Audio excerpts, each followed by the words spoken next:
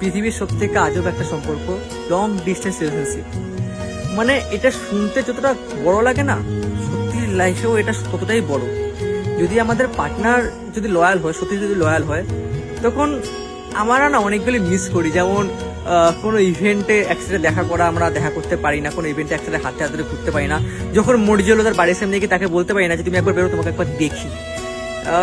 মানে যখন তাকে হাক করতে ইচ্ছা করে তাকে হাক করতে পারি না।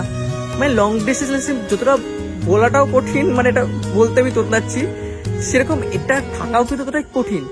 যারা থাকে তারা যে কি করে আছে তারাই জানে। মানে তারা প্রত্যেকটা মুহূর্তে দিন করে যে আমি আজকে দেখা করব, কিন্তু দূরত্বের জন্য হয়ে ওঠে না।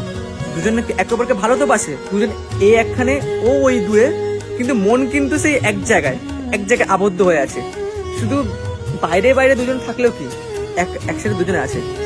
তো সম্পর্কটা কতটা আজব, তাই না? Long distance. তো তোমরা কারা লং ডিস্টেন্স আছো বলো, তোমরা কমেন্টে জানো। আর তোমরা যারা লং ডিস্টেন্স সম্পর্কে আছো, কমেন্টে বলো তোমাদের বেস্ট মুহূর্তগুলো কোনটা, যখন তোমরা একসাথে হাঁটো বা একসাথে দেখা করো অনেকদিন পর।